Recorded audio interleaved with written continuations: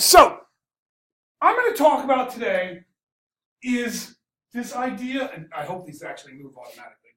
I'm going to talk today to you of this idea about what does it mean to exercise good digital hygiene? You know, we talk about the body and taking care of it and what we put into it and what we get out of it.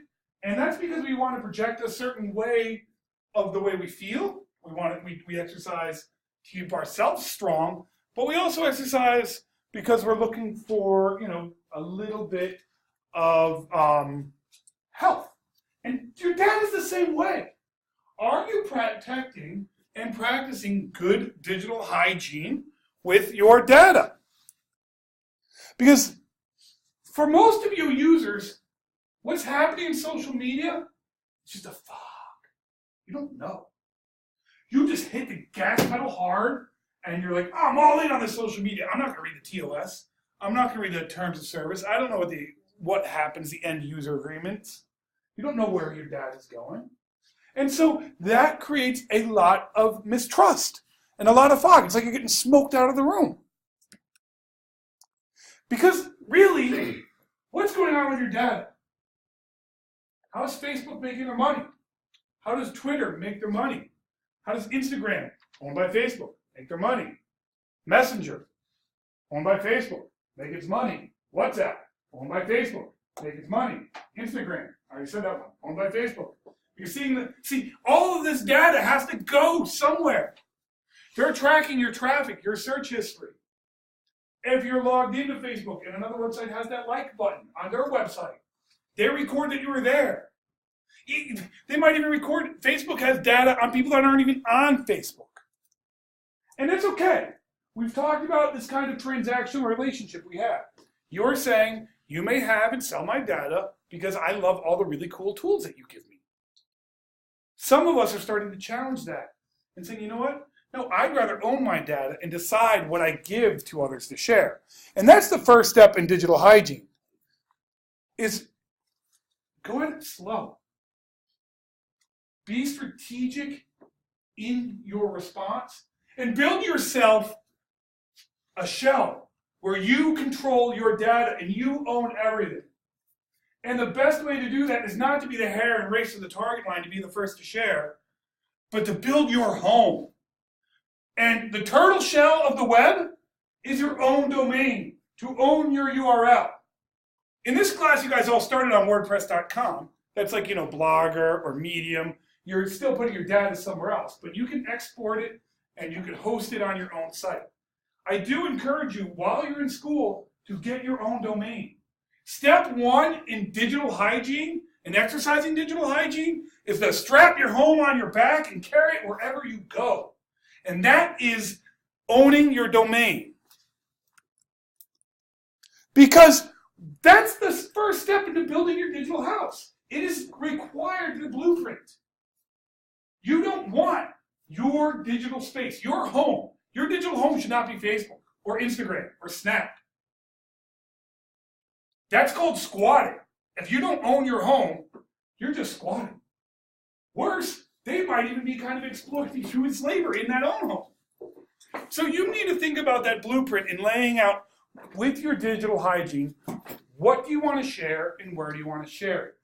If you have your own website, your own domain, that's what we call that, you've heard me say it before, the posse model. Publish on your own site, syndicate elsewhere. So instead of just going to Facebook to put a post on your own blog and then share a link on Facebook back to your blog. So that way you control the data. Your friends on Facebook can still see it, or your friends on Snap can still see it, but it is on, ultimately, the blueprint for your digital hygiene always redirects people back to the home that you own, that URL that you strap to your back. Because this is what we need to look at social media for. It's not just a microphone, but it does amplify your voice. And it does amplify the people that you can connect with by making these kinds of new connections. Yet without good digital hygiene, you might be spending too much time not on the microphone, but just with the earpiece in, clicking those notifications every single time. Because that's what notifications are. That's a microphone in your brain. And I've told you this story before. The reason that they switch the color to the red dot on those notifications is simply just to make you click it more. They hire brain scientists. We know that the same kinds of chemicals that fire when you are given drugs are the same kind of chemicals. Well, they're the same kind of chemicals that fire through lots of emotions. That's why drugs work. They mess with your brain. Same thing with the notification bars. Same kind of pleasure zones get sent off. So step one, digital hygiene, can simply just turn off the notifications of your phone. I actually encourage you to remove social networks from your phone. But even if you're just taking the steps of just removing your notifications can increase your health. It's part of the way that you exercise good digital hygiene. Because we don't want to gather simply as a crowd. When that does happen, even cuteness, like a bunch of pile of mice, can turn into something disgusting. Because usually, if you see mice everywhere, this many mice, well, you're going to be leaving fecal matter all over the house. Because the mice just can't seem to realize that, if I eat here and go somewhere else, nobody will know my business. And that's kind of what's going on in your social media. You're leaving little bits of crap all over the web. Like you're pooping all over the internet when you are using apps on your phone. If you have Messenger on your phone and you have Android, Facebook recorded every single person you ever texted, who you texted. They recorded every time you called someone, who you called, and how long you talked to them. That's what having Messenger on your phone does. You think you're having this great little application to connect with your friends, but they are sucking up every bit of your data. They know if you have Messenger on your phone, and many, many apps, if you have your location services on, they're tracking exactly where you are at all times. Is that the kind of information you want leaking out? Is that the kind of digital health that you want? Because we do want to connect to the world. But I think we need to re-envision the web to where we don't empower the silos, but we empower the selves. Because this world is made up a lot of individuals. And we need to teach them to take control of their own digital identity. And it has to start with you folks. You're going to get Googled when you look for a job. Why not have your website be the first thing that they find? Because we need to realize it's a dawn of kind of a new era. A new kind of digital landscape is emerging across the field. So if we take step one, step one, what was that if we recall, was to start with our own domain, that's building our house. Step two was coming up with our blueprint and our plan of how we're going to share. Step three is reducing the stress of notifications in our lives, which might even involve removing specific social media apps from our phones. But step four is then to build that digital city. Now that you have your own domain, how can we recreate that social media network effect that we all love? And one way to do that is to just connect our blogs by using different kinds of technology, like we use RSS in this class. But there's all these kinds of new crazy technologies that are coming out, that when you post to your blog, you can see it, leave a comment on your blog, and then it shows up on a comment on yours.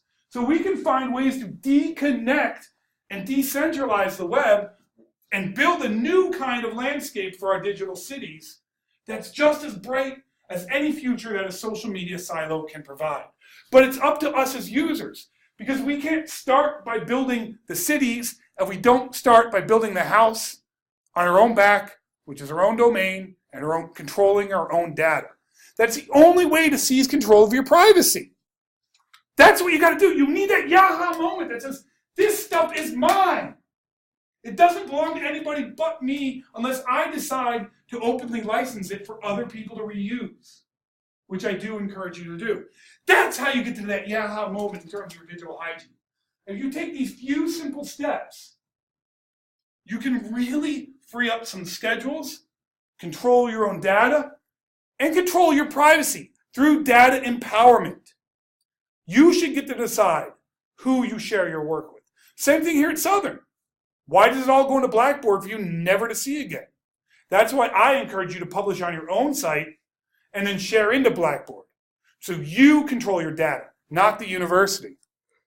So when we're wrapping up, let's just think about our steps to digital hygiene. It does take exercise and a good diet, just like any kind of approach. You then need to take step 1 and get your own domain and get your own website. Then with step 2, you lay the blueprint in how you're going to share and controlling your privacy settings. And then in step 3, you really connect with other people and try to create that global community. So that's my 3-step plans to digital hygiene that I just made up with random slides that I had never seen before. And that is kind of what you're going to do with your Ignite talk, except you get to plan them out.